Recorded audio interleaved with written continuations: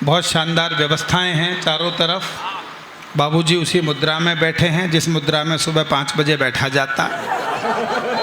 सामने एक आदमी ये लठ लेकर बैठा हुआ, हर कवि के बाद हिला के दिखा देता है कि ठीक सुनाइयो वरना लठ है मेरे पास।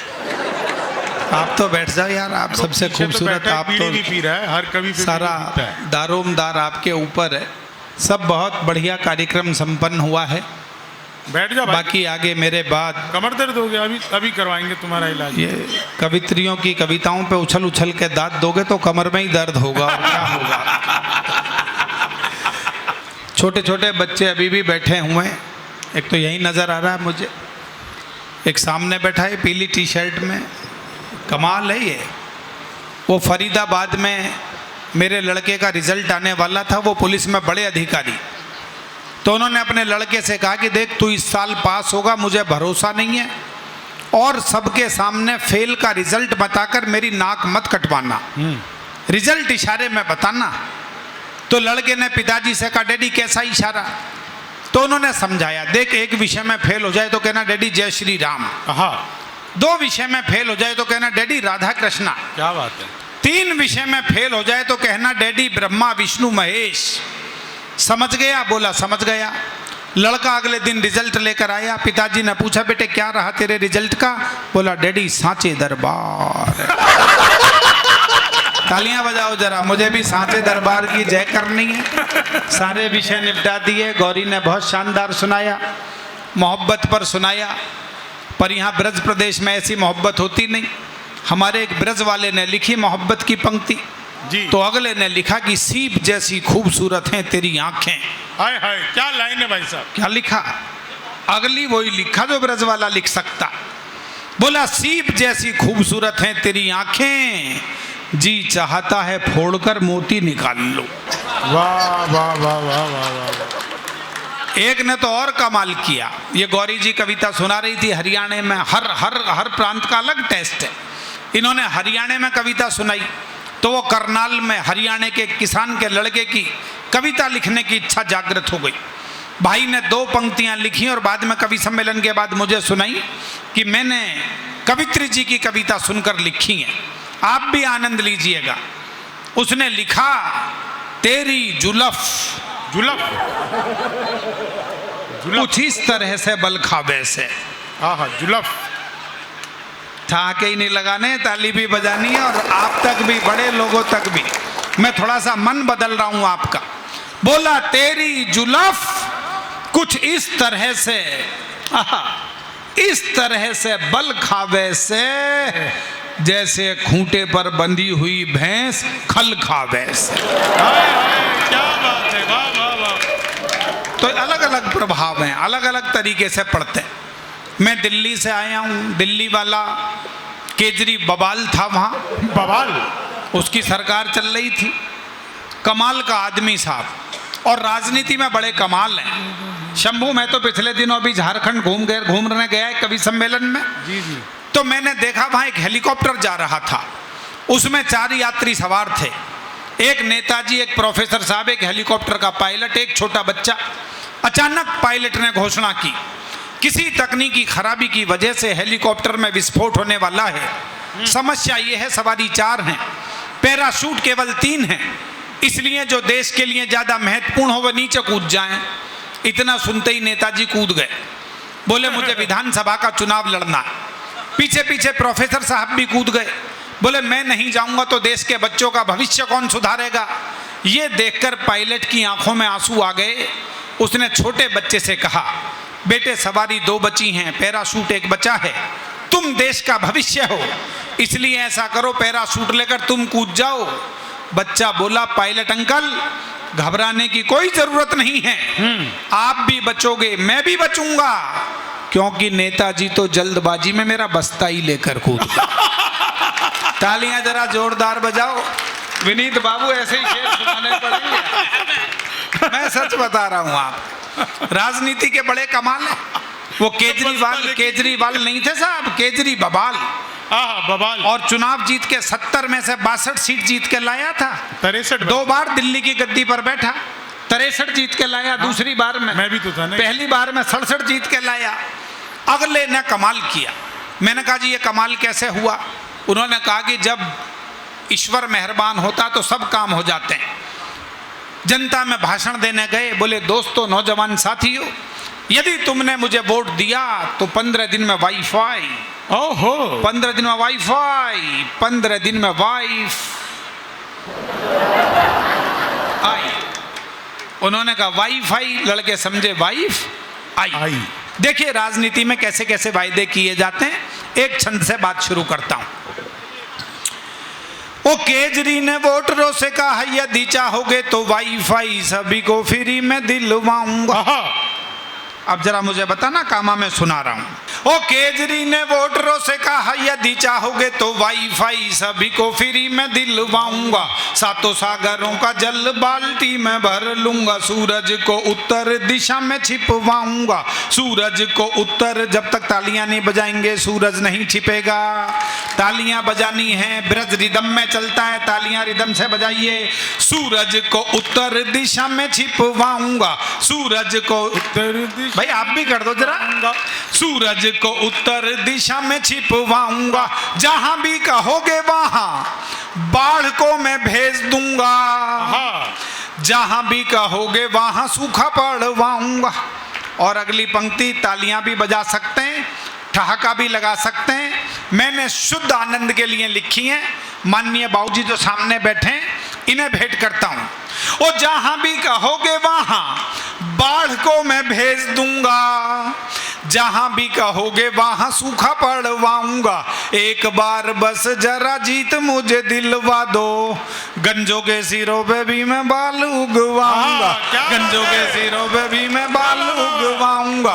गंजों के सिरों पे भी मैं बाल उगवाऊंगा। मैंने बताया आपको राजनीति के बड़े एक्सपेरिमेंट है। पिछले दिनों मैंने एक प्रयोग किया, पूरी दुनिया में चर्चित हुआ। मैंने कल्पना की देश में एक साथ बहुत सारे नेताओं की गाड़ियां खराब हो गई। बहुत सारी गाड़ियां एक साथ खराब हुई। उन्होंने गैराज में ठीक करने के लिए भेज दी। कामा वालों, बात को समझना और आनंद लेना। बहुत सारी गाड़ियां गैराज में एक साथ आई तो गैराज के मालिक ने यह सोचकर कि मैं कंफ्यूज ना हो जाऊं, प्रत्येक गाड़ी पर नेताजी का नाम लिख दिया। बाद में मैकेनिक ने गाड़ियों की खराबी चेक की, उसने नाम के नीचे गाड़ी की खराबी लिख दी। बात आ गई समझ में? विशेष बात यह है कि खराबी नेताजी की नहीं है, उनकी कार की है। उनके नाम के साथ पढ़ी गई तो एक तीसरी बात पैदा हो गई। उस तीसरी बात का आप आनंद ले सकते हैं। उस तीसरी बात में एक नेता का कैरेक्टर आपके सामने आकर खड़ा हो जाएगा। उस पर आपकी मोहब्बत, प्रेम, तालियां चाहूंगा। सबसे पहली गाड़ी, उस पर लिखा हुआ था मल्लिकार्जुन खड़गे।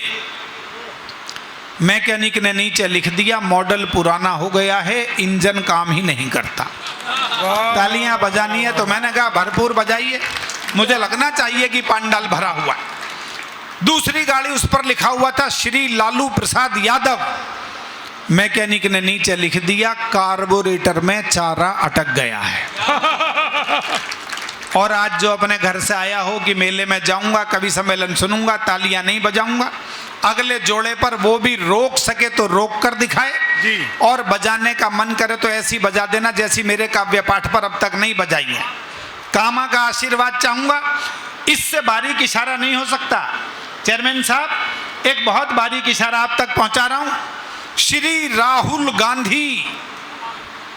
मैकेनिक ने नीचे लिख दिया गाड़ी पिकअप ही नहीं ले रही।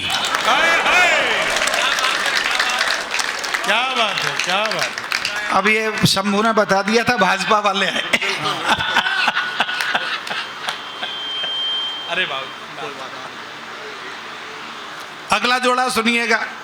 मैं दिल्ली से आया हूं। दिल्ली वाले के बारे में नहीं बताऊंगा तो पूरे रास्ते मेरे से लड़ता जाएगा। हाँ, बताना पड़ेगा। अपने वाले के बारे में नहीं बताया भैया ने। श्री अरविंद केजरीवाल, पेट्रोल की टंकी में पानी भरा हुआ है। ये पंक्ति 2 दिन पहले मैंने विनीत चौहान जी के सामने पढ़ी तो इन्होंने कहा कि भैया अब इसमें परिवर्तन कर ले। इन्होंने और बढ़िया परिवर्तन करा। अगली बात इससे भी अच्छी हो तो तालियां विनीत जी के लिए बजाइएगा। श्री अरविंद केजरीवाल, पेट्रोल की टंकी में दारू भरी हुई है। वाह वाह वाह वाह। और गाड़ी भी भगवंत मान ड्राइव कर रहा। तो एक्सीडेंट तो हो क्या मानेगा। मैं अभी 2-3 दिन पहले कलकत्ता एक कवि सम्मेलन में था, ऑल इंडिया का प्रोग्राम। वहां मैंने ये अगली 2 पंक्तियां सुनाई, 1200 लोगों ने खड़े होकर ताली बजाई। शंभू मेरे साथ थे, ये साक्षी हैं। आप बैठे बैठे आशीर्वाद दे सकते हैं। इससे बारीक इशारा एक पंक्ति में कविता में नहीं हो सकता। कामा वालों तक पहुंच जाए तो मोहब्बत मुझ तक पहुंचा दीजिए। अगली गाड़ी उस पर लिखा हुआ था माननीय ममता बनर्जी। मैकेनिक ने नीचे लिख दिया गाड़ी स्टार्ट होते ही गर्म हो जाती है। हाय हाय क्या बात है। श्री नरेंद्र मोदी हाँ स्पीड कुछ ज्यादा ही बढ़ी हुई है। वाह क्या बात है। ऐसा प्रधानमंत्री भी देश को पहली बार मिला है जो ब्रेकफास्ट एक देश में करता है, लंच दूसरे में, डिनर तीसरे में, और फिर ये और पूछता है भाई और बहनों अब और कहाँ चलना है, इसके बाद का एजेंडा और बताओ। और अंतिम जोड़ा जिसे जोड़ने के लिए सारी की सारी बात जोड़ी, आनंद लीजिएगा। माननीय सोनिया गांधी जी, इंजन विदेशी है, खराबी समझ में ही नहीं आ रही। वाह क्या बात है। एक दो छंद सुनाता हूँ। तालियां जोरदार बजा दीजिए दोस्तों एक बार। अभी हमारी दिल्ली में विधानसभा का चुनाव संपन्न हुआ तो एक सज्जन मेरे पास आ गए चुनाव से पहले। बोले भाई साहब मैं चुनाव लड़ना चाहता हूँ। तो मैंने कहा भाई लड़ लो, 10-20 करोड़ का जुगाड़ होना चाहिए। बोले वो तो मेरे पास नहीं है। तो मैंने कहा फिर कुछ बड़े लोगों में जान पहचान। बोले वो भी मेरी नहीं है। मैंने कुछ अच्छे लोगों में समाज में उठना बैठना। बोला वो भी मेरा नहीं है, मैं तो चुनाव लड़ूंगा। तो मैंने कहा फिर चुनाव लड़ ले, चुनावों के बाद तू कहाँ मिलेगा, मेरा ये जरा रिजल्ट स्वीकार कर ले, मैं बता रहा हूँ तू कहाँ मिलेगा। यही मुस्कुराहट चाहिए आप सबकी भी। कुछ 2-3 मुक्तक सुनाता हूँ हास्य रस के, सुनिएगा। 10-20 लोग नहीं तेरे पीछे ये सारा संसार पड़ेगा। कुछ नहीं है, चुनाव लड़ना है। जरा ताली बजा दो। मुझे लगना चाहिए मैं पूरी रात बोला हूँ, मेरा गला थक गया है, पर मेरे सुनने वाले नहीं थके। मुझे आभास कराइए। 10-20 लोग नहीं तेरे पीछे ये पूरा संसार बोलेगा। 10-20 लोग नहीं तेरे पीछे ये सारा संसार पड़ेगा। इससे पीछा छुड़ाएगा कब तक, ये पीछे बार बार पड़ेगा। इससे पीछा छुड़ाएगा कब तक, ये पीछे बार बार पड़ेगा। यदि कुछ भी नहीं पास तेरे तो बात मेरी याद रखना। अगली पंक्ति पर आहट चाहिए आपकी। ओ यदि कुछ भी नहीं पास तेरे तो बात मेरी याद रखना। बाद में फिर चुनावों के सीधे ही जाना हरिद्वार पड़ेगा। तुझे मुंडन कराने को सीधे ही जाना हरिद्वार पड़ेगा। बाद में फिर चुनावों के सीधे ही जाना हरिद्वार पड़ेगा। एक मुक्तक और सुनाता हूँ। मेरे नाम से इन दिनों चर्चित हो रहा है चारों तरफ। कामा बहुत दिन बाद आया हूँ, जैसा बताया हमारे भाई जी ने। ये मुक्तक सुनिएगा, आपको आनंद आएगा। योगी बाबा ये बोले सदा ही माँ भारती के गीत गाऊंगा। योगी बाबा ये बोले सदा ही माँ भारती के गीत गाऊंगा। जब तक सारे ताली नहीं बजाएंगे यही पढ़ता रहूंगा। शंभू बताएगा ताली कहाँ बजनी है। योगी बाबा ये बोले सदा ही माँ भारती के गीत गाऊंगा। योगी बाबा ये बोले सदा ही माँ भारती के गीत गाऊंगा। रामदेव बाबा बोले सिखाकर मैं योग वाली रीत जाऊंगा। रामदेव बाबा बोले सिखाकर मैं योग वाली रीत जाऊंगा। इन्हें लंबी उम्र देना दाता, मोदी जी बोले ईश्वर से। क्या बात है। अब देखता हूं कौन रोकता है अपनी मोहब्बत को। ओ इन्हें लंबी, काव्य में एक अलंकार है, वक्रोक्ति से भी बात कही जाती है, वो मैंने उस ढंग से बात कही है। ओ इन्हें लंबी उम्र देना दाता, मोदी जी बोले मंदिर में प्यारे राहुल की कृपा रहे बस चुनाव सारे जीत जाऊंगा, प्यारे राहुल सलामत रहे बस चुनाव सारे जीत जाऊंगा, प्यारे राहुल मेहरबान रहे बस चुनाव सारे जीत जाऊंगा। एक मुक्तक और सुनाता हूं जी। इसमें मैंने एक अद्भुत प्रयोग किया, एक अलग प्रयोग किया है। विनीत बाबू आप पहली बार सुन रहे हो। इसमें मैंने हिंदी कविता में अंग्रेजी के शब्दों को काफिया बनाया है। मंच पर बहुत विशेष लोग बैठे हैं, तो ये मुक्तक मैं पहली बार सुना रहा हूं, सुनिएगा, आप आनंद लीजिएगा। जी भाई साहब स्वागत है। माँ ये बोली कि लगता था मुझको कि जेंटल हो गया है वो कौन, वो आप समझिएगा।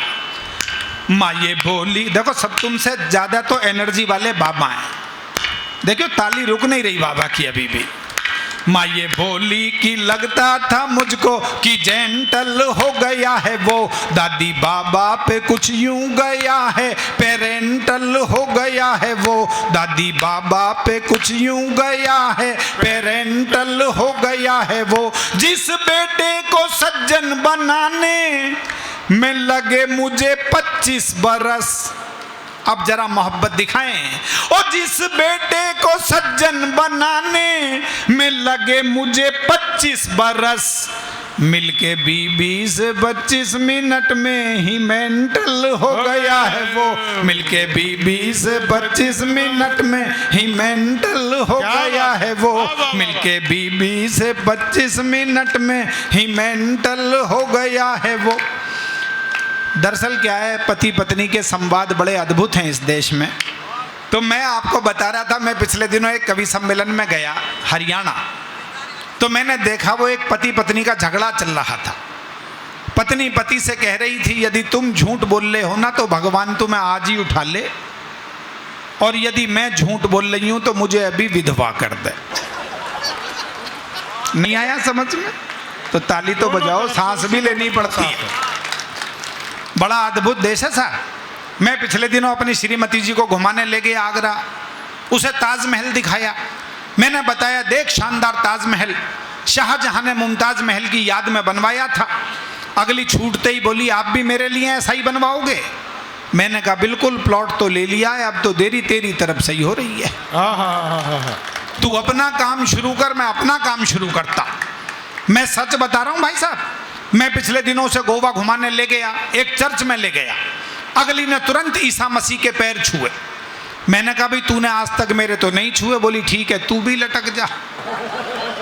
तो मैं समझ गया कि मोहब्बत पानी है तो बलिदान भी देना पड़ता है, तालियों का भी देना पड़ता है, मोहब्बत का भी देना पड़ता है। बजा दीजिए ताली। एक कविता विशेष आपको सुनाता हूँ, शुद्ध हास्य रस की कविता सुनाता हूँ। कविता का शीर्षक है मेरी मसूरी यात्रा। मेरी इन दिनों की चर्चित कविता है, पूनम को भी बहुत पसंद है, मुझे भी पसंद है, और कभी कभी जब आप जैसे अच्छे लोग मिलते हैं तो सुनाने का मन करता है। मैं जहाँ रहता हूँ दिल्ली में, मेरे बराबर में कड़कड़ डूमा कोर्ट है। अभी पिछले दिनों वहाँ एक तलाक का मुकदमा आया। पति पत्नी दोनों ने एफिडेविट दे दिया तलाक दे दो। जज बोला भी तुम्हारी दोनों की सहमति है तो तुम्हारा तलाक हो जाएगा।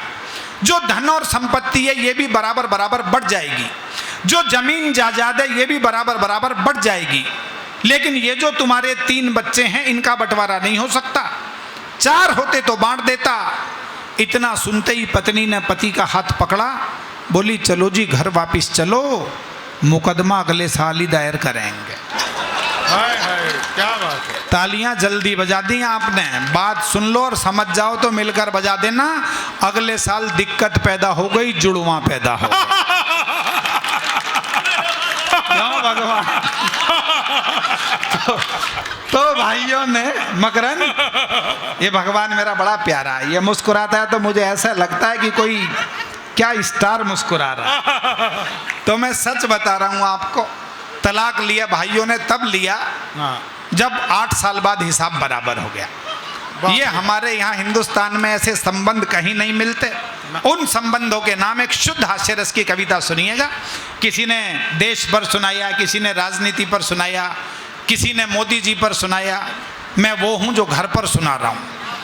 असली मोदी वो है जो छाती पर पूरे दिन डिस्को करती है, उस पर सुनाने की हिम्मत मैं कर रहा हूँ। सुनिएगा, आपको आनंद आएगा। इस देश में पत्नी पति को बहुत अधिक प्यार करती है।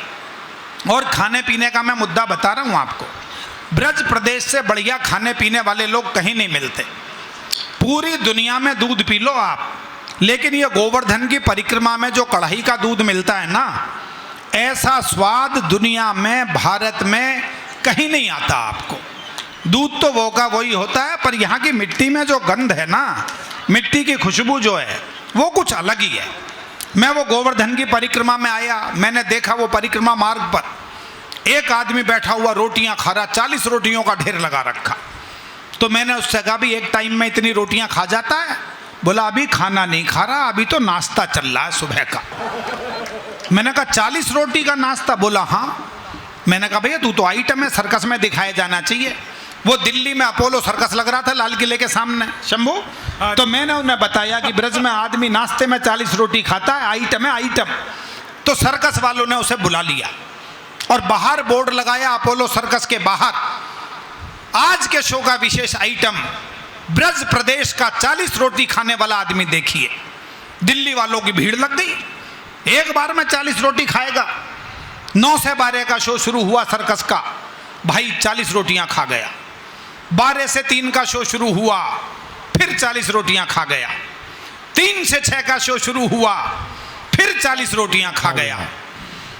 6 से 9 का शो शुरू हुआ तो मिला ही नहीं। सर्कस वाले ढूंढते ढूंढते परेशान, कहाँ गया? लोग कह रहे हैं टिकट खरीदा है, आदमी दिखाओ 40 रोटी खाने वाला। तो अपने तंबू में बैठा हुआ मिला, वहां बैठा हुआ रोटियां खा रहा था। सर्कस वाले बोले चल भाई आइटम प्रस्तुत करना है, तालियां आप बजाना अपने सम्मान में। छूटते ही बोला सारे दिन काम ही करवाओगे या मुझे रोटी वोटी भी खाण दोगे? हाय हाय हाय हाय हाय। ऐसा देखो, इससे बढ़िया जेल नहीं हो सकता है। मैंने शंभू से पूछ लिया पिछले दिनों, मैं कि शंभू भाई ये बताओ वेल्डिंग में और वेडिंग में क्या समानता है? विनीत बाबू नया शेर सुनो, वेल्डिंग में और वेडिंग में क्या समानता है? तो ये तो भोलेनाथ, इन्होंने तुरंत बता दिया।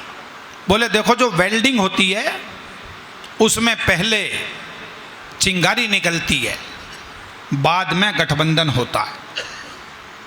और जो वेडिंग होती है उसमें पहले गठबंधन होता है, बाद में ये बढ़िया, बाद में चिंगारी निकलती है। तो उसी गठबंधन की सुना रहा। इस देश में पत्नी पति को, मैं भी आज मूड में आ रहा हूं, इस देश में पत्नी पति को बहुत अधिक प्यार करती है। इसलिए यदि लड़ाई हो जाए तो सिर पर नहीं, चरणों पर ही वार करती है। अभी पिछले दिनों मेरी भी कहने लगी, कभी सम्मेलन में आते हो जाते हो लेकिन मुझे कहीं भी नहीं घुमाते हो, इसलिए हमारे बीच बढ़ती जा रही है दूरी। इसे मिटाने के लिए ले चलो ना मसूरी। मुझे लगा कि बात में दम है और आजकल कभी सम्मेलन भी कम है, इसीलिए छोड़कर सब काम बना लिया मसूरी घूमने का प्रोग्राम। मैंने उससे कहा मसूरी तो चलेंगे लेकिन उससे पहले रुकेंगे हरिद्वार। बस यहीं से ही शुरू हुई हमारी तकरार। उसे लगा कि मैं कार्यक्रम को बिगाड़ना चाहता हूं, बात को जमने से पहले ही उखाड़ना चाहता हूं। यह सोचकर मेरी हर बात उसे अखरने लगी। मैं सीधा बताऊं तो उसका भी उल्टा करने लगी। कमी आ गई उसके ब्रेन में। मैंने कहा चलेंगे अपनी कार से, तो बोली ना मैं तो चलूंगी ट्रेन में। अंतिम स्थिति में मसूरी एक्सप्रेस में टिकट हो पाया एक ही कंफर्म, तो मैंने ट्रेन में निभाना चाहा पति धर्म। मैंने कहा सवारी 2 हैं, बर्थ 1 है, इसलिए आप लेट जाइए, मैं पूरी रात साइड में इसी बर्थ पर बैठकर जाऊंगा और इस प्रकार अपना पति धर्म निभाऊंगा। इतना सुनते ही भड़की, बिजली सी कड़की, बोली यदि धर्म ही निभाना है तो मैं निभाऊंगी, लेट कर तुम जाओगे, मैं पूरी रात तुम्हारी छाती पर बैठ कर ही जाऊंगी। हाय हाय, क्या छाती पर बैठ। तालियां इतनी कम बजाओगे, मेरी जान को आफत हो रही है। मैं पूरी रात तुम्हारी छाती पर बैठ कर ही जाऊंगी। मेरी समझ में नहीं आया कि यह गुस्सा है या प्यार। सुबह सुबह आ गया हरिद्वार। स्टेशन पर गाड़ी रुकते ही मैंने आवाज लगाई, ए कुली। इतना सुनते ही बोली मुझसे बिना पूछे हुए तुम्हारी जुबान कैसे खुली? तुम्हें हर समय चीखने चिल्लाने की आदत है, जब तुम हो। क्या बात है भाई, क्या समझदार लोग हैं यार, आधे में समझ जाते हैं। जब तुम हो तो कुली बुलाने की क्या जरूरत है। एक बैग 3 अटैची जैसे तैसे होटल तक खींची। होटल का नाम था क्लार्क हुक, कमरा था उसमें पहले से बुक। मैनेजर ने कहा आपकी इच्छाओं पर विशेष ध्यान दिया है, आप होटल से पूरा हरिद्वार देखना चाहते थे, इसलिए कमरा 10वीं मंजिल पर दिया है। चलिए सामान को करवाता हूं शिफ्ट। मैंने पत्नी से कहा चलो इधर है लिफ्ट।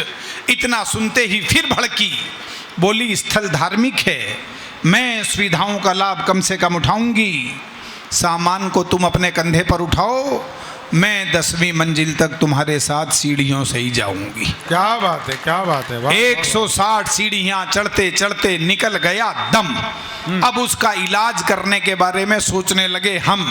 अगले दिन सुबह सुबह पहुंच गए गंगा किनारे और गोते लगाने के लिए जैसे ही कपड़े उतारे, मैंने उससे कहा बहाव बहुत तेज है, किनारे पर ही नहाना, धारा के बीच में बिल्कुल भी मत जाना। इतना सुनते ही उसने डुबकी लगाई और फिर ऊपर ही नहीं आई।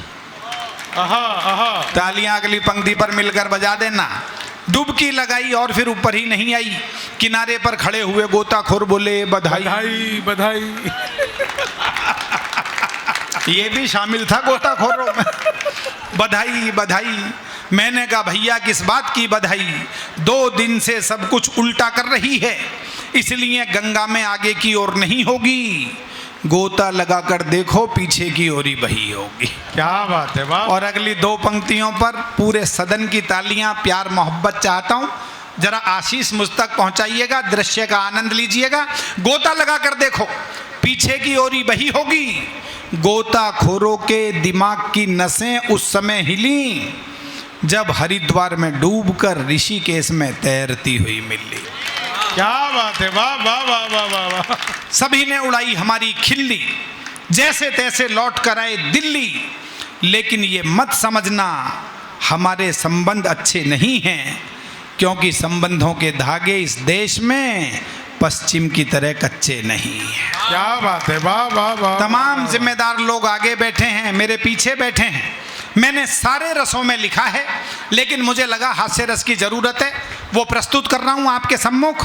लेकिन बहुत जिम्मेदारी से कहना चाहता हूं कामा वाले मेरे दोस्तों, यदि अमेरिका के पास सबसे बड़ी ताकत डॉलर की ताकत है, रूस के पास सबसे बड़ी ताकत एटम की ताकत है, जापान के पास सबसे बड़ी ताकत तकनीक की ताकत है, तो ये भारत वो देश है जिसके पास सबसे बड़ी ताकत हमारी संस्कृति की ताकत है, हमारे संस्कारों की ताकत है। जैसे रिश्ते हमारे यहाँ हैं, पूरी दुनिया में दुनिया के किसी हिस्से में नहीं मिलते, इसलिए कहना चाहता हूं। लेकिन ये मत समझना हमारे संबंध अच्छे नहीं हैं, क्योंकि संबंधों के धागे इस देश में पश्चिम की तरह कच्चे नहीं हैं। ये वो देश है जहां पति पत्नी रोजाना लड़ते हैं, झगड़ते हैं, रूठते हैं, मनाते हैं, लेकिन 7 फेरे लेने के बाद 7 जन्म तक साथ निभाने की कसम उठाते हैं।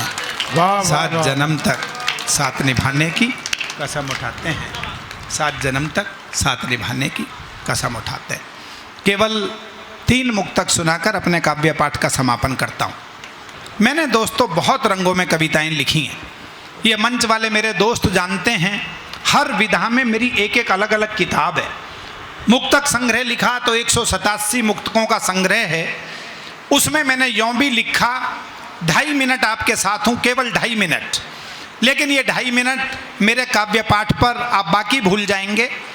ये मेरे 3-4 बहुत प्यारे दोस्त बैठे हैं, बेटा नज़र अब 2.5 मिनट मेरे साथ रहो बस। मैंने यों भी लिखा था, ये अध्यक्ष जी को सौंपता हूँ। समय था वो भी जब हर ओर अच्छे लोग रहते थे। कामा वालों प्रवीण शुक्ल, क्यों प्रवीण शुक्ल हैं? ये यहां से शुरू होता है, 2.5 मिनट में मेरी बात खत्म हो जाएगी, मेरे साथ रहिएगा। समय था वो भी जब हर ओर अच्छे लोग रहते थे, जलन नफरत घुटन से दूर ऐसे लोग रहते थे यहाँ महलों में भी पसरा है अब तो झूठ का साया, कभी कच्चे मकानों में भी सच्चे लोग क्या रहते। बात है, वाह वाह तालियां कम है, मैंने कहा अच्छी बात पर और ज्यादा समर्थन उठना वाह, वाह, चाहिए। वाह, वाह। कभी कच्चे मकानों में भी सच्चे लोग रहे। सच्चे लोग रहते थे। प्रीति, गौरी, कभी कच्चे मकानों में भी सच्चे लोग रहते थे। 4 पंक्तियां पहली बार इस मंच से पढ़ना चाहता हूं ब्रज क्षेत्र में, और अपने बड़ों का आशीर्वाद चाहूंगा। जीवन में कैसे बहुत सारी मुश्किलों का समाधान हो सकता है। मेरे बहुत नए नए दोस्त बैठे हैं, छोटे भाई बैठे हैं, इसे जीवन में उतार लीजिएगा। 100 समस्याओं की दवाई 2 पंक्तियों में आपको सौंपता हूं मैं, और मंच का भी ध्यान चाहूंगा। हाशिम बाबू, स्वागत है भाई साहब, स्वागत है। जिंदगी की मुश्किलों को इस तरह हल कर लिया। अगली पंक्ति में देखना चाहूंगा कैसे उठाएंगे आप। जिंदगी की मुश्किलों को इस तरह हल कर लिया। आशीर्वाद चाहिए आपका भी। जिंदगी की मुश्किलों को इस तरह हल कर लिया। या तो माफी मांग ली या माफ उनको कर दिया। वाह, क्या बात है, वाह वाह वाह वाह वाह वाह। मैं अभिभूत हो गया जिस मन से संभाला। जिंदगी की मुश्किलों को इस तरह उत्तर दिया, उनसे माफी मांग ली या माफ उनको कर दिया। और जिसने भी पहुंचे किसी मजलूम के आंसू, यहां बांके बिहारी जी के दरबार की तरफ देखकर सुना रहा हूं, जिसने भी पहुंचे किसी मजबूर के आंसू, यहां उसके दामन को ही रब ने हर खुशी से भर दिया। जिंदगी की मुश्किलों को इस तरह उत्तर दिया, उनसे माफी मांग ली या माफ उनको कर दिया। अंतिम 4 पंक्तियां मेरे काव्य पाठ की। महनीय लोगों की उपस्थिति है। मैं अपनी जिंदगी की, मेरे मन की सर्वश्रेष्ठ 4 पंक्तियों के साथ आज के काव्य पाठ का विराम करना चाहता हूं। बहुत कुछ सुनाने का मन है, लेकिन ये अंतिम 4 पंक्तियां हैं। फिर विनीत भाई को सुनेंगे, अध्यक्ष जी को सुनेंगे। लेकिन दोस्तों, बहुत सारे मेरे मित्रों ने डीपी बना रखी अपने व्हाट्सएप पर इन पंक्तियों की। मैं बिना किसी भूमिका के सुना रहा हूं और अध्यक्ष महोदय को भेंट करता हूं। जाने कितने अनुभवों का है यही बस सार अंतिम। भगवान, मन चाहूंगा पूरे सदन का। मारुति जी जरा मेरी तरफ देख लो। जाने कितने अनुभवों का है यही बस सार अंतिम। तोड़ना मत मन के रिश्तों का कभी भी तार अंतिम।